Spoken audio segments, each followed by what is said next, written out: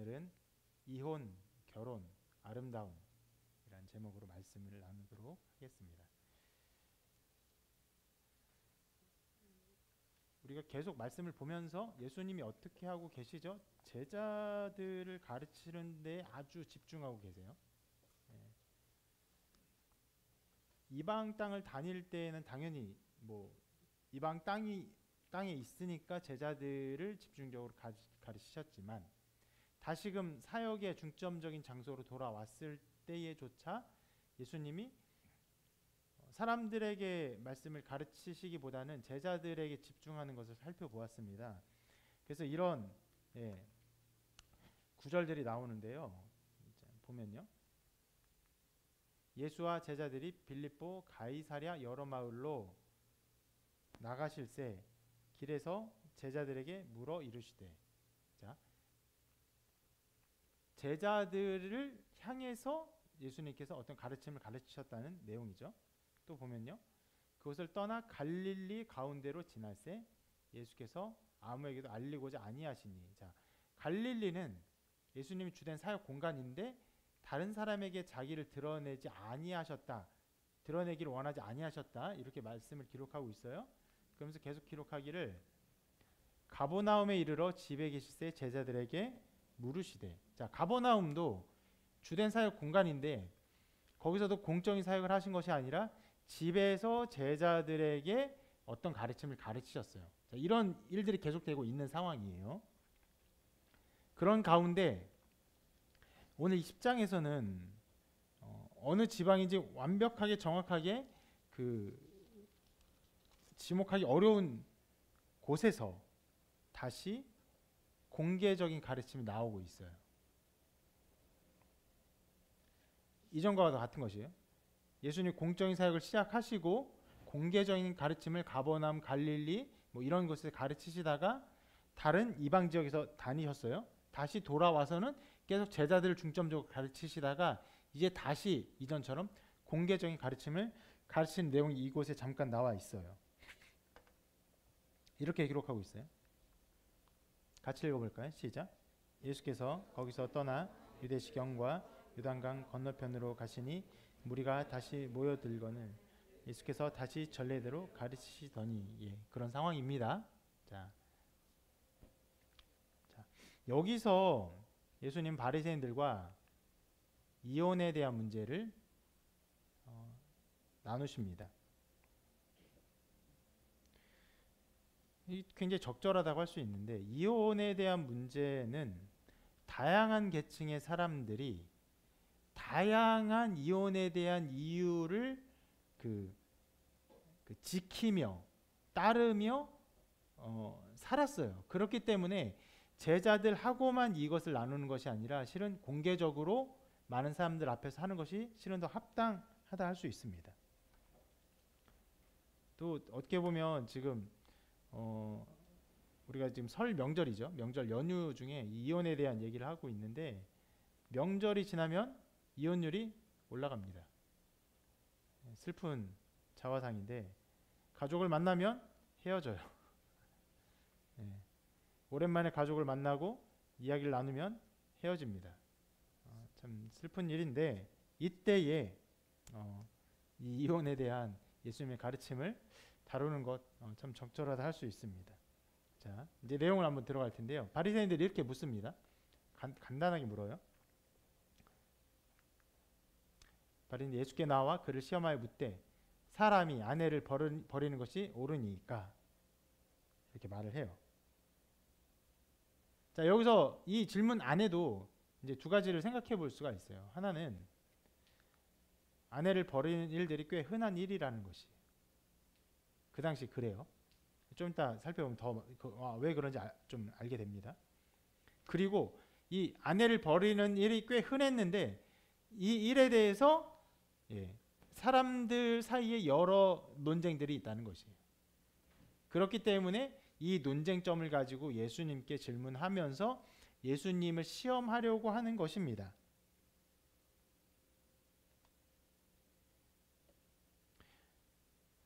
다양한 계층의 사람들이 있는데 예수님이 어떤 한 계층의 사람들에 대한 지지를 하면은 다른 사람에 대한 지지를 다른 사람들로부터 지지를 잃게 되겠죠. 예, 그렇죠. 그렇기 때문에 바리새인들의 이 전략은 꽤 뭐 적절하다고 할 수 있습니다. 지금은 이렇지 않아요. 지금은 이혼에 대한 이런 논쟁이 별로 없습니다. 왜냐하면 그 이혼이라는 것에 대한 종교적인 논쟁이 사람들의 삶에 그다지 영향을 끼치지 않고 어떤 판단? 사법적인 판단에 의해서 사람들이 살아가고 있기 때문에 그다지 논쟁적인 부분이 별로 없습니다. 그러나 여러분 신약 시대에는요. 사법적인 판단과 종교적인 판단이 분리되어 있지 않아요. 그리고 종교적인 판단에 대해서 어떻게 이것을 다루느냐에 따라 사람들의 행동과 사람들의 판단의 근거가 다 달라지기 때문에 이게 굉장히 논쟁이 되는 것이에요. 그래서 여러분 성경에는 이 논쟁점들이 다 나와 있지 않지만 그 당시에 이혼에 대한 어떤 논쟁들이 있는지를 좀 살펴보면요. 왜 이런 질문을 했는지 좀 이해가 더 깊이 될 수 있습니다. 자, 이 논쟁 자체는요. 신명기 24장 1절에 그 말씀에 근거한 것이에요. 모세가 이렇게 말을 했는데요. 사람이 아내를 맞이하여 데려온 후에 그에게 수치되는 일이 있음을 발견하고 그를 기뻐하지 아니하면 이혼 증서를 써서 그의 손에 주고 그를 자기 집에서 내보낼 것이니라. 것이요. 이렇게 하고 있죠.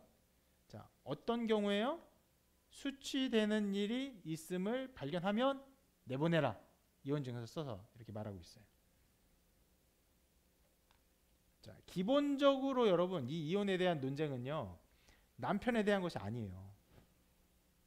여자에 대한 것이에요. 굉장히 좀 차별적인 요소가 있었죠. 전 사회적으로, 전 세계, 전 사회적으로 그런 배경 속에 있었기 때문에 거기에서 이런 어떤 율례들이 일어나는 것입니다. 그럼 자, 수치되는 일이 있다. 어떤 게 수치되는 일이라고 할 수 있을까요? 아내에게, 여자에게 어떤 수치되는 일이 있어요. 뭐가 그렇게 수치스러운 일이라고 할 수 있을까요? 이게 애매한 거예요. 그러니까 많은 논쟁들이 일어나는 거예요. 율법에 아주 좀 어떻게 보면 강경하게 해석하는 강경파가 이제 샴마이 학파고 조금 더 진보적인 학파 힐렐 학파인데 샴마이 학파는 이 경우에서 수치되는 일을요 이제 간음을 했을 때라고만 해요. 이때에만 여자에게 수치되는 일이라고 하여서 이때에만 이혼이 가능한 것이다 이렇게 말을 하는 것이에요. 그 외의 경우에는 이혼하지 말라는 것이죠. 그만큼 이 샴마이 학파는 이 율법을 적용할 때 아주 좀 보수적으로 적용하면서 이것을 좀 이것의 어떤 굉장히 깊은 무게를 생각하면서 아무렇게나 쉽게 적용하지 않게 합니다. 그런데 또 다른 사람들이 이렇게 해석하는 사람들이 있는데 구약의 외경인 벤 시라에는요 이런 부분에 대해서 이런 식으로 글을 써놨습니다. 여자가 당신의 통제를 받아들이지 않을 때 이때가 바로 여자에게 수치를 발견할 때예요. 무슨 말입니까? 말 안 들으면 내보내라는 거예요. 역사가 요세푸스는요 이렇게 자기의 일을 기록하고 있어요. 그때 나는 아내의 행동을 좋아하지 않아 아내와 이혼했다. 어떤 일이에요? 그냥 통제를 받아들이지 않는 것도 아니고요. 아내의 행동이 마음에 안 들어서 이혼해버린 거예요. 점이 가경이죠. 그리고 아까 말했던 힐렐 학파, 샴마이 학파는 간음을 했을 때라고 했는데 힐렐 학파는 좀 더 진보적으로 해석하거든요.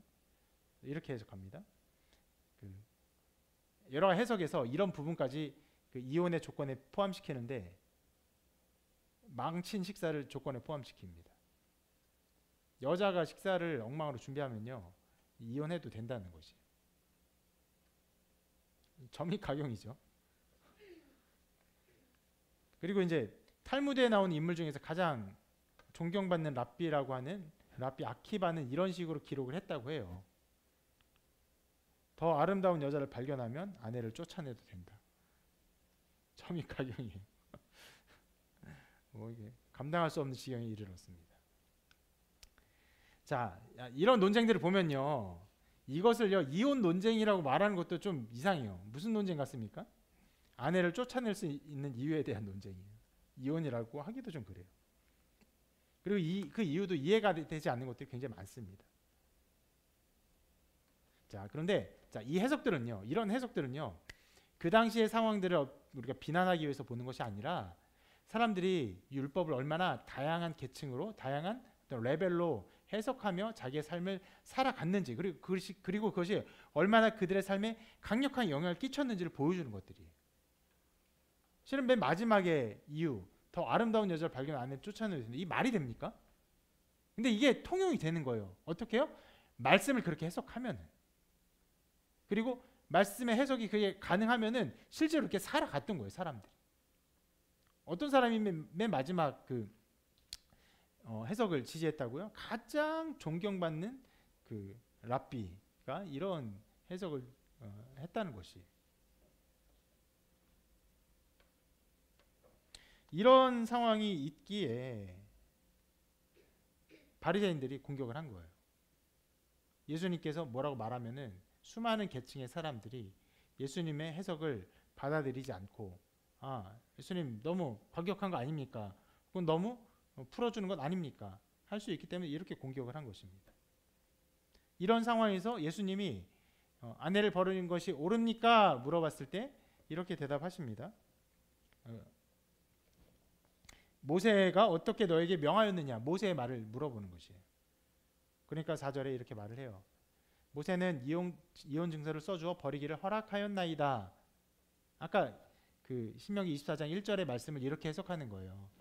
모세는 이혼 증서를 써주어 버릴 수 있게 말했습니다. 이렇게 해석하는 것이에요. 그러니까 예수님께서 이렇게 말씀하십니다. 너희 마음이 완악함으로 말미암아 이 명령을 기록한 것이다. 자, 여러분, 이제까지 이렇게 내용들은 그렇게 어렵지 않은데 여기서 내용들은 꽤 어렵습니다. 모세가 이렇게 기록한 것은요, 이혼에 대한 명백한 규칙을 세우려는 것이 아니라 결혼에 대한 뜻을 지키지 못한 사람들의 마음의 완악함 때문에 이런 말을 기록한 것이라고 말씀한 거예요. 자, 예를 한번 들어볼게요. 우리 막내가 지금 힘들어서 힘들어하는데, 저는 우리 가정에서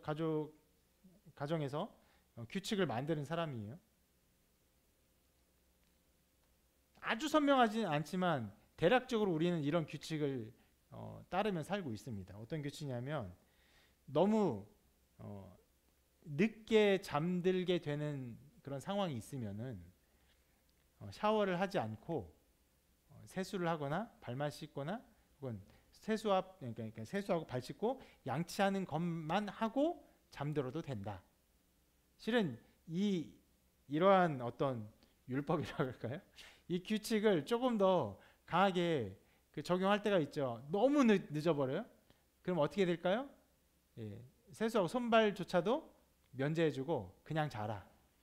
혹은 양치만 하고 자라. 뭐 이런 규칙이 우리 안에 있어요. 왜 이런 규칙을 세웠습니까?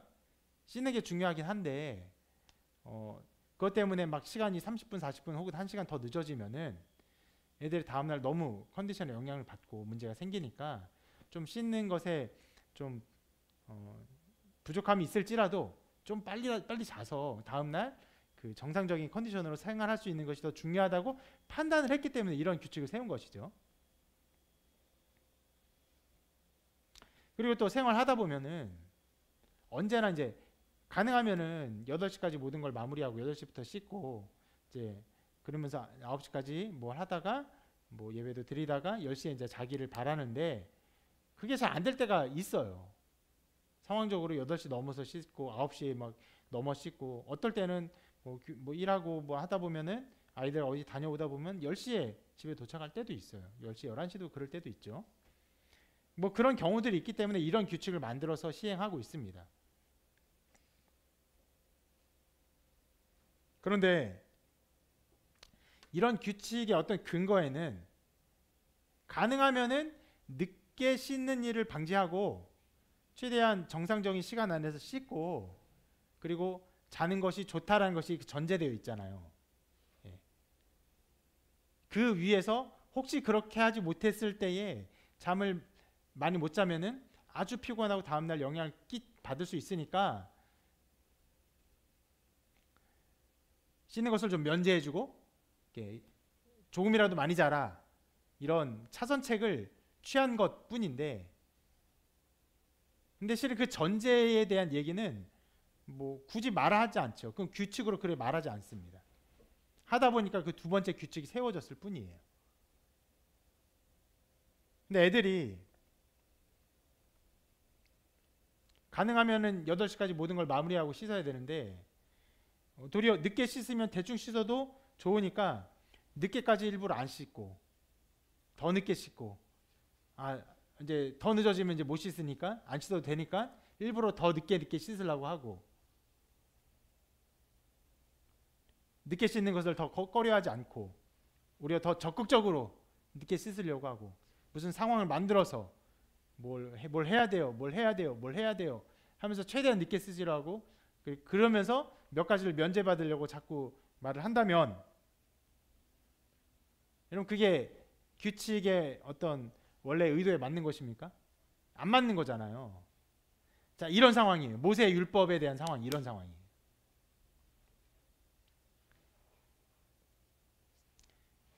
모세의 율법을 만든 이유는요, 기본적으로 사람은 어떻게 됩니까?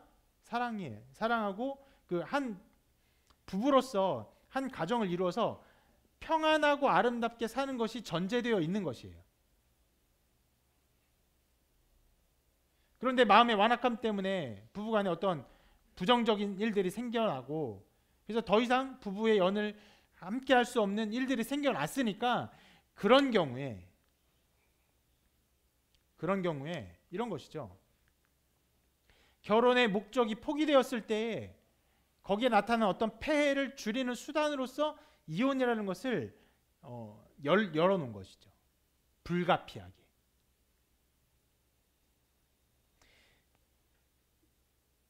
이것이 모세의 율법의 근간이지, 이 율법을 통해서 누구나 이혼해라라고 말하는 것이 아닌 것이에요.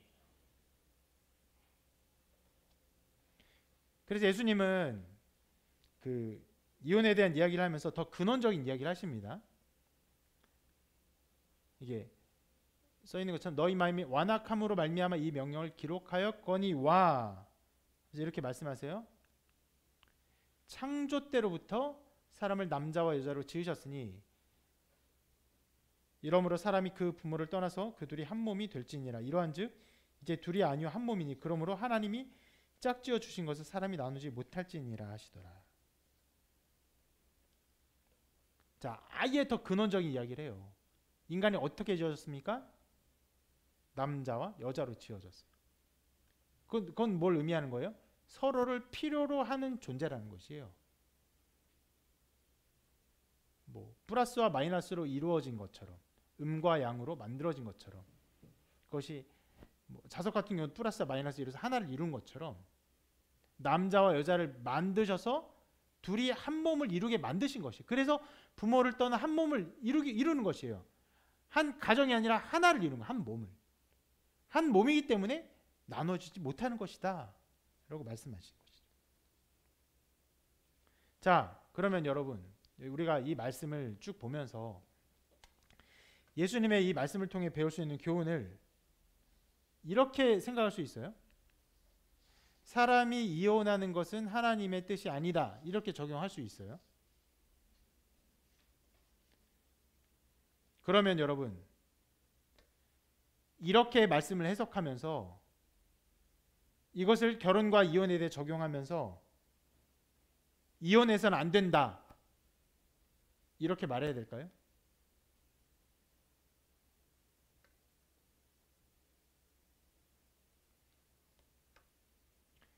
만약 그렇게 해석을 하고 그렇게 적용을 하면은 우리가 이것을 실제적으로 그냥 말만 하는 것이 아니라 어떤 강력한 힘을 가진 율례로 적용하기 위해서 이렇게 할 수도 있겠죠. 교회에서는 이혼한 사람을 회원으로 받아들이지 않는 것. 이렇게까지 갈 수 있겠죠. 해석이 이렇게 되면은. 만약 그렇게 하면 이것은 일종의 극단주의라고 할 수 있는 거예요.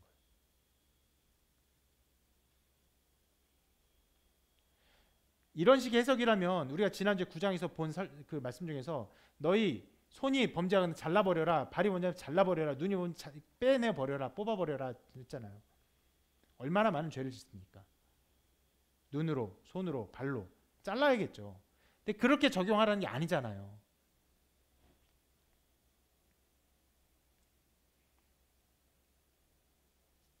결혼과 이혼에 관련해서도 주님께서 이렇게 말씀하셨어요. 말씀하신 이후에도 교회 안에서, 교회 시대에서 수많은 사람들이 결혼하고 이혼해 왔습니다. 이제까지. 그리고 교회는 어떻게 했냐? 교회는 모세가 했던 일을 똑같이 해왔어요. 근본적으로는 한 몸이어서 사람이 나눌 수 없는 일이지만 이 결혼이 파행될 수 있는 일들이 생겨요. 그럼 거기서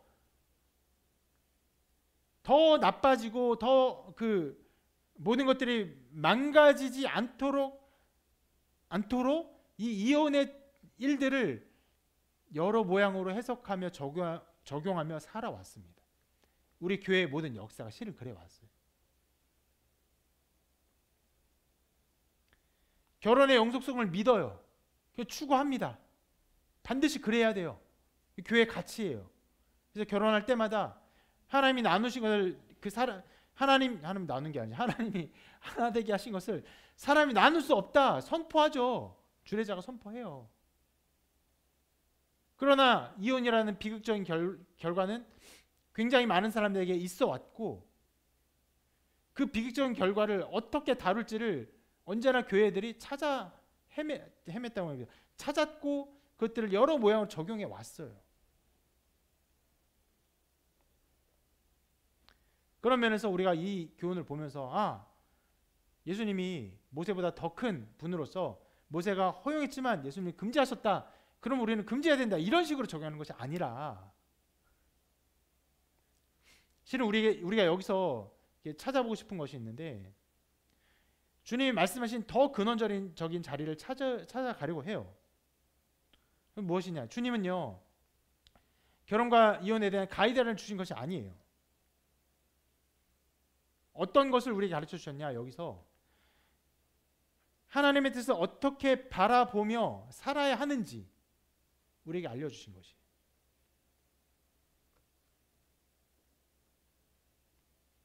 자, 여기서 사람들이 어떤 법조항, 규례, 율례를 어떻게 지키며 살아가는가, 그리고 우리는 어떠한 마음과 태도로 이 규례와 율례를 바라보며 살아가야 하는가를 보아야 해요.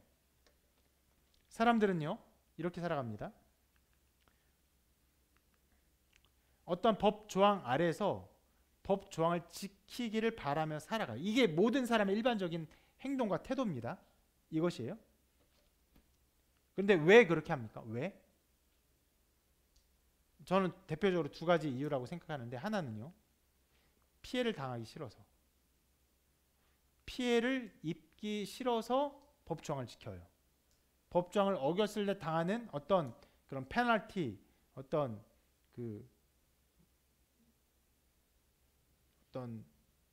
처벌, 이런 것들을 당하기 싫어서 법조항을 지키며 살아갑니다. 조금 더 깊은 측면에서는요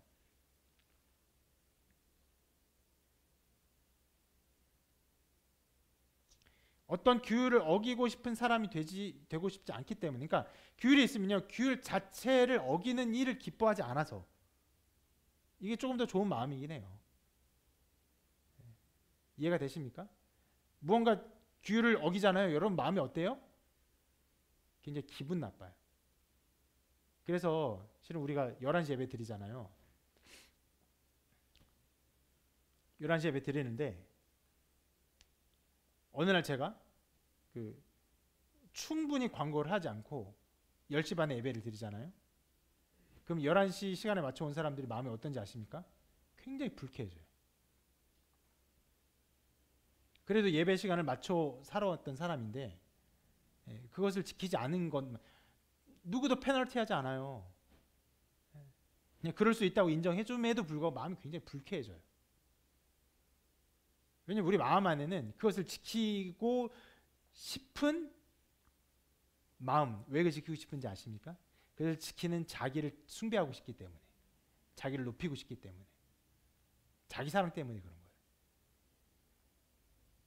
그게 실은 굉장히 커가지고 아까 말한 것처럼 예배하러 오면서도 뭐 광고가 충분히 되지 않아서 10시 반에 막 해서 시간이 자기가 늦어지잖아요.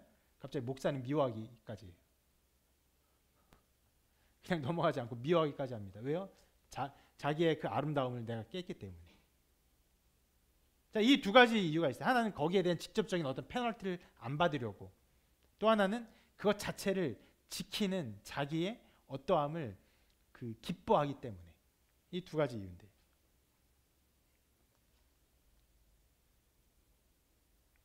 오늘 말씀에 이혼에 대해서 물어본 사람들,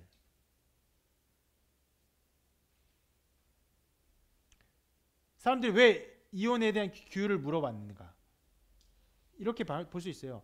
그 이혼의 그 규율을 제대로 지키지 않아서 그로 인해서 어떤 페널티를 받지 않으려는 것, 그리고 자신은 그 규율을 지키는 사람이 되기를 바라는 것, 이런 태도 때문에 이 규율이 어떤 것이냐 물어보면 사는 거예요. 이 규율을 어떻게 적용하는 것이 맞는가 물어보는 것이에요. 거의 모든 사람들이 사회 규율을 지키며 살아가는데 바로 이와 같은 태도로 지키며 살아가요. 그런데 주님은요, 이러한 태도에서 완전히 다른 방향을 제시해 주셨어요. 사람이 이혼을 하지 말아야 할 이유, 결혼의 상태를 유지해야 되는 이유, 그것을요, 창조의 원리 아래서 남자와 여자로 태어난 연약함을 인정하며 한 몸을 이루게 하신 하나님의 뜻에 순종하는 것이에요. 쉽게 말해서요, 하나님을 기뻐하기 때문에 그렇게 살아야 하는 것이에요. 여러분, 이 두 가지 태도의 차이가 보이십니까? 실은 둘 다 어떤 규율을 지키려는 어떤 태도는 비슷해요. 근데 앞의 태도는요, 자기가 손해보지 않으려는 것이고 또 자기를 높이려는 태도들이에요. 두 번째는 그런 것들 아니에요. 하나님을 기뻐하기 때문에요. 하나님을 기뻐해서 손해를 보더라도 그 하나님의 기쁨을 추구하는 것이에요. 규율을 지킨다는 것은 굉장히 비슷하지만 완전히 다른 태도예요.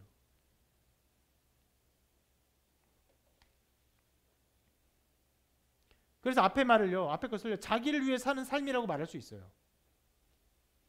규율을 지키는데 그 목적이 자기예요. 자기가 목적된 것이에요. 두 번째 태도는요, 하나님의 뜻을 즐거워하며 살아가는 것이에요.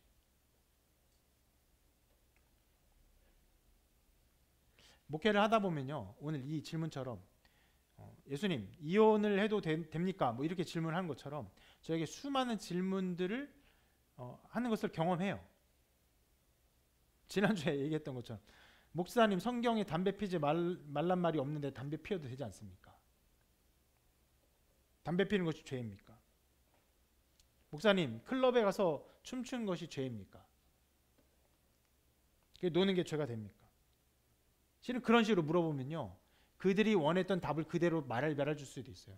예, 성경에는 담배 피는 것이 담배 피지 말란 말이 없습니다.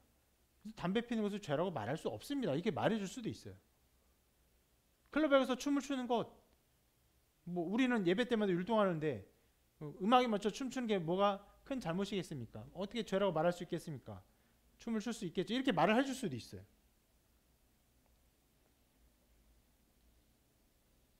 그런데 여러분, 방금 그 질문했던 사람들의 질문에 그 마음의 태도가 보이십니까? 어떤 규율을 보고 그 규율을 어겼을 때 자기가 페널티를 받지 않고 이 규율을 지키려는 그런 태도가 이 사람의 마음에 꽉 차 있는 거예요. 그러니까 목사님 담배 피워도 되지 않습니까? 목사님 클럽 가도 되지 않 이런 식으로 얘기하는 거예요.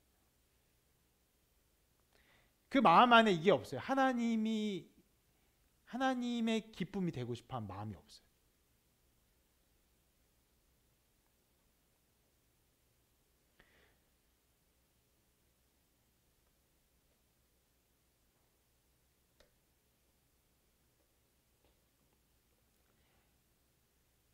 신자의 삶에 이런 일들이 많이 나타납니다. 동일하게 말씀을 지키며 살아가는 것 같지만 어떤 때에는 정말 하나님의 기쁨이 되고 싶어서 살아가요. 손해를 보더라도 부끄러움을 당할지라도 하나님이 기뻐하시기 때문에 하나님의 뜻이기에 내가 갑니다. 순종합니다. 손해보더라도 그렇게 합니다. 라는 태도들을 보일 때가 있어요.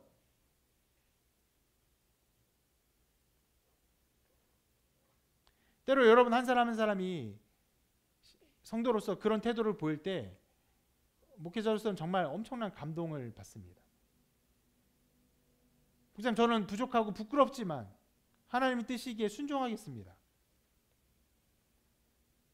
나는 아무것도 아니지만 하나님이 그렇게 기뻐하신다니 제가 동참하겠습니다.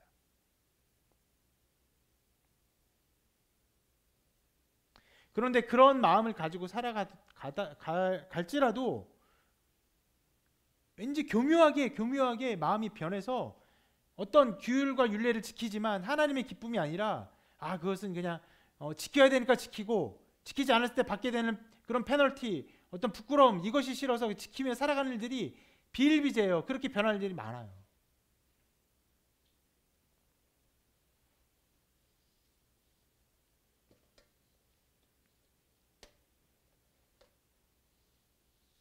믿음이 있다는 사람들도요, 아주 쉽게 윤리적 방편으로 삶을 살아가는 일이 벌어져요. 믿음이 아니에요. 그거는 아까 말한 것처럼요, 하나님을 기뻐하며 사는 게 아니라 궁극적으로 나를 위해서 살아가요. 어떤 말씀을 지키는 나, 어떤 안식일을 지키는 나, 어떤 신앙생활 제대로 하는 나, 이것 때문에 살아가는 것이.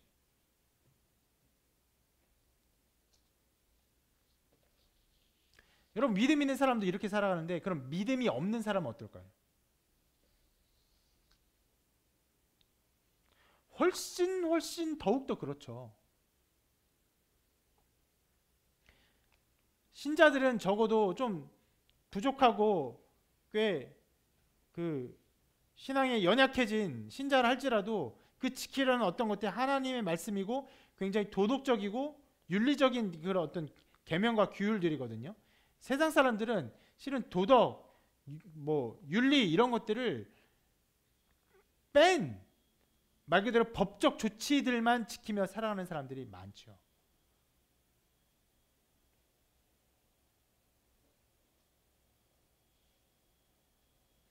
어떤 규칙을 지키는 이유가요, 그것 때문에 받게 되는 손해를 피하기 위해서 그냥 지킬 뿐이에요. 실제로 우리가 살아가는 삶의 이 사회 속에서 우리의 삶을 강력하게 제어하고 또 통제하는 법 질서들이 왜 만들어졌습니까? 어떤 목적으로 만들어졌어요? 실은 대부분의 그 법들이요, 피해 구제를 위해서 만들어진 것이에요. 어떤 문제가 생겨요? 그 문제가 계속 발생하지 않도록 그거를 막기 위해서 만들어진 미봉책들이에요. 미봉책들의 조합이 법입니다.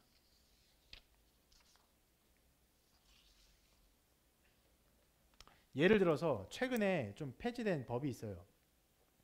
게임 셧다운제라는 법이 있었는데 이게 어떤 법이냐면 청소년들이 어느 일정 시간 이후에 게임을 못하게 하는 법이에요. 11시 이후부터 9시까지인가요?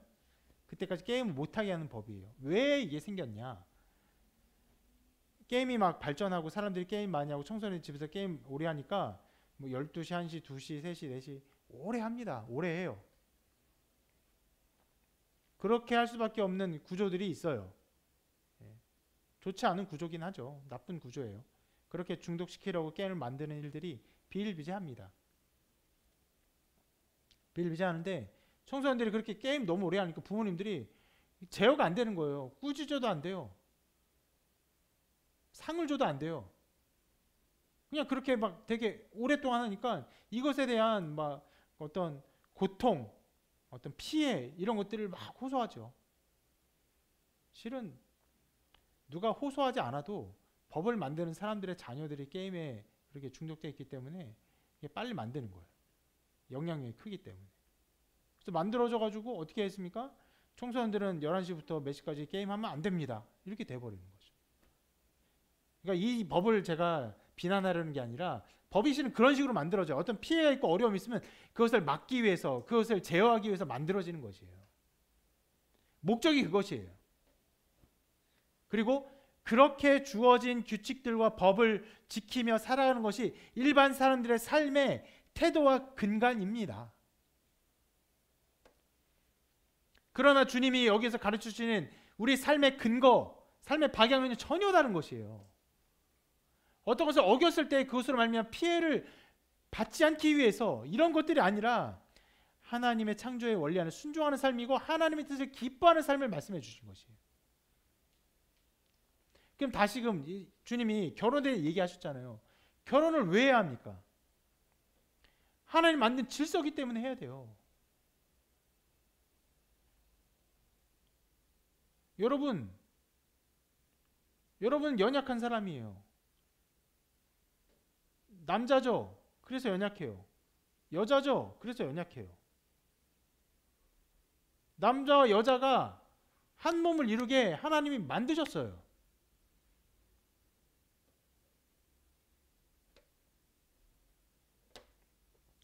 지금 우리나라 출산율이 굉장히 낮습니다. 출산율 이전에 결혼율 자체가 굉장히 낮아요. 통계를 좀 봤는데 88년생 지금 35살 남자들의 미혼율이 75% 정도가 되는 것 같아요. 4분의 3이 결혼 안 했어요. 35살에. 그 결혼한 사람의 60% 정도가 아이를 낳은 것 같아요.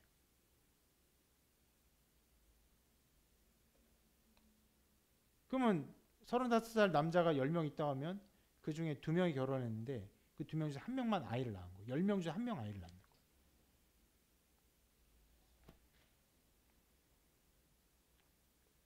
이런 사회가 점점 가속되고 있고 혼자 사는 것이 편해지고 혼자 사는 것이 보편화되고 있어요. 이게 굉장히 무서운 것인데 그 혼자 사는 사람들이 많아지니까 사회 시스템 자체가 혼자 사는 사람들이 편하게 살 수 있도록 사회 구조가 재편돼요. 도리어 많은 사람이 불편해요. 그리고 인식적으로도 혼자 사는 것이 예전에는 좀 민망하고 부끄러운 일이기도 했는데 이제는 그것이 전혀 그런 상황이 아니게 되었어요. 인식에서도 그게 편해지고 사회 구조도 그것을 떠받치는 사회가 되면요. 여러분 이 혼자 사는 삶, 결혼하지 않는 삶이 어떻게 될까? 점점 계속 가속되겠죠.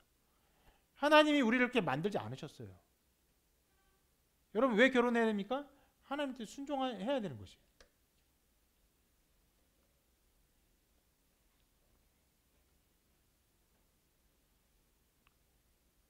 이 뜻에 순종하면서 뭔가 여러분 개인에게 부족한 파트너가 있다 할지라도 여러분에게 잘 맞지 않는 파트너가 있다 할지라도 그럼에도 결혼하는 것이 어떤 면에 이 사회에서 순교자적인 신앙이 아닐까 생각을 합니다.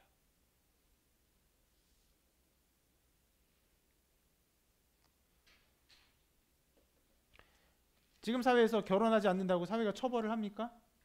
처벌하려는 사회는 있어요. 싱글세를 도입해서 결혼한 사람을 싱글들이 이렇게 돕는 이런 세금을 도입한 나라들이 있습니다. 그렇게 가려고 하는 경향들이 좀 있긴 해요. 아직 그런 게 없죠. 처벌 없어요. 근데 우리는 왜 결혼해야 합니까? 처벌이 두려워서가 아니라 사회적 구조의 어떤 약함이 두려워서가 아니라 미래 사회에서 이제 아이들이 없어가지고 사회가 무너질 것이 두려워서가 아니라 하나님이 결혼을 기뻐하기 때문에 해야 되는 것이에요.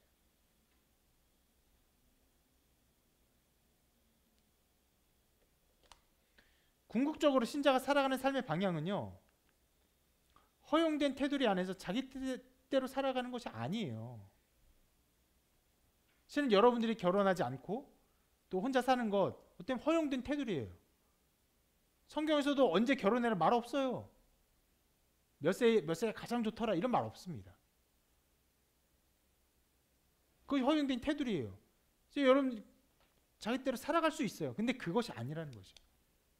신자가 살아가는 방편은 무엇입니까? 하나님의 기쁨을 이루는 것,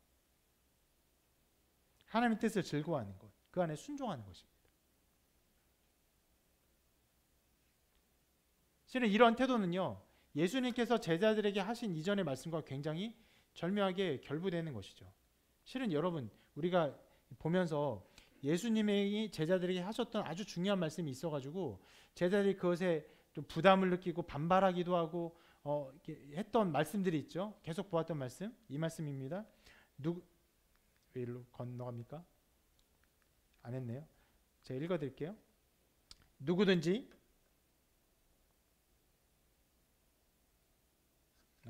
맞네요.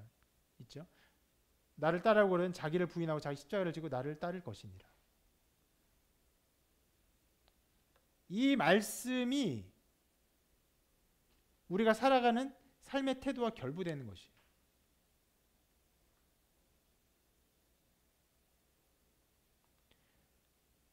하나님의 뜻을 기뻐하며 살아가는 것, 그것의 한 중요한 모습과 태도의 전체가 바로 이것이에요. 자기를 부인하고 자기 십자가를 지고 나를 따르는 것이에요. 근데 여러분 굉장히 어려워요. 보세요. 자, 제자들이 고민했어요. 자기를 부인하고 자기 십자가를 지고 따를 것이니라. 어떻게 하지? 어떻게 할 수 있지? 고민해요. 과연 내가 그렇게 할 수 있는가 고민해요. 그런데 방금 말씀한 것처럼 우리 크리스천의 삶은요, 어떤 삶이라고요? 하나님의 뜻을 기뻐하며, 그렇게 하지 않았을 때 받게 되는 페널티다 혹은 그렇게 해야 되기 때문에 하는 것이 아니라 그냥 하나님의 뜻을 기뻐하며 살아가야 하는데, 그러면 방금 말씀한 주님께서 한 중요한 말씀, 자기를 부인하고 자기 십자가를 지고 따르는 삶이 어떻게 가능합니까? 그것을 기뻐하는 사람이 될 때만 가능한 거예요. 아, 십자가를 져야 되는데 이래서 갈 수 있는 게 아니에요. 그건 불가능해요. 그것이 기쁜 마음이 될 때 가능한데 어떻게 되냐? 실은 그 일이 구약 말씀에 이미 예견되어 있어요. 이렇게 말씀하죠. 그러나 그날 내가 이스라엘 집과 맺을 언약은 이러하니 곧 내가 나의 법을 그들의 속에 두며 그들의 마음에 기록하여 나는 그들의 하나님이고 그들은 내 백성이 될 것이라. 여호와의 말씀이니라. 하나님의 법을 어디에 기록한다고요? 귀에가 아니라 우리 마음에 새기는 거예요. 하나님의 뜻을 기뻐하는 존재로 우리를 바꾸신다는 거예요. 그래서 실상 자기를 부인하고 자기 십자가를 지고 살아가는 것, 하나님의 뜻을 즐거워하며 살아가는 것, 이 모든 것들은요, 인간의 힘으로 할 수 없는 것이에요. 불가능해요. 그래서 주님께서 이렇게 말씀하셨죠. 진실로 진실로 내게 이르노니 사람이 거듭나지 아니하며 하나님의 나라를 볼 수 없느니라. 하나님의 나라가 어떤 나라입니까? 하나님의 통치가 이루어진 나라. 하나님의 통치가 그대로 이루어진 나라, 그의 백성들이 그것을 기뻐하는 나라, 그것을 순종하는 나라, 그것을 즐거워하는 나라, 그것을 즐거워해서 자기를 부인하고 자기 십자가를 지는 삶을 사는 나라. 누가 그렇게 할 수 있습니까? 거듭난 사람만.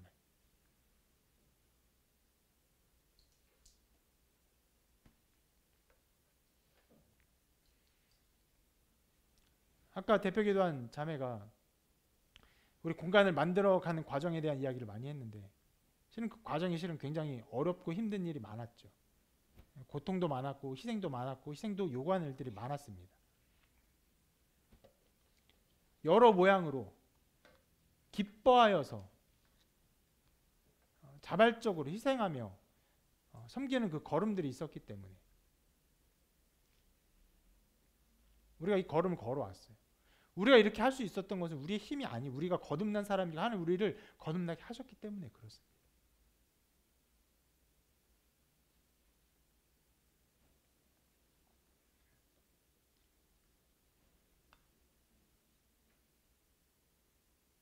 결혼을 어떻게 해야 됩니까? 이혼을 어떻게 해야 됩니까? 뭐 어떤 규칙들을 물으며 살아가는 자기 위해의 삶이 아니라 우리는요 아름다움을 위해서 살아가는 사람이에요. 가장 아름다운 하나님의 그 아름다움을 기뻐하며 그것을 즐거워하며 사는 사람입니다. 돈이 아름답습니까? 명예가 아름답습니까? 부유한 것이 아름답습니까? 멋진 차가 아름답습니까?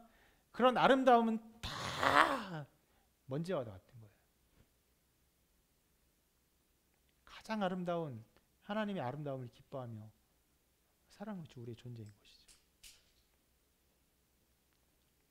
혹 여러분 가운데 이 말씀을 듣는 여러분 가운데 하나님의 마음을 기뻐하는 마음이 없다면 여전히 여러분 입술 속에서 목사님 이래도 되지 않습니까? 저래도 되지 이런 식의 말들만 나오고 있다면 침묵하여 순종하며 헌신하는 이런 열매가 맺어지지 않고 있다면 거듭나야 돼요.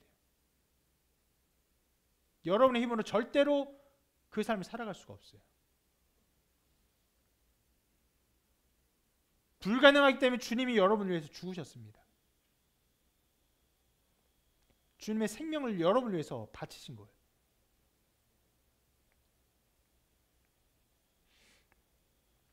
거듭남을 소망하시길 바랍니다. 간절히 사모하십시오. 여러분의 한계를 인식하고 한계를 고백하며 은혜를 구하십시오. 그리고 이제까지 여러 모양으로 이 아름다움을 위해서 살게 하신 그런 은혜와 은총이 있는 사람들이 있다면 하나님께 많이 감사하십시오. 우리가 갈 수 있는 길이 아니에요. 우리가 할 수 있는 길이 아닙니다.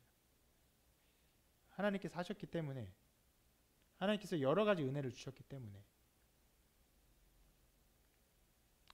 작년부터 은혜를 많이 주시고 계시죠. 예배 때마다 왜 이렇게 은혜 주시는가 이런 생각들을 하게 되는데 이게 우리를 변화시키려는 하나님의 목적이에요.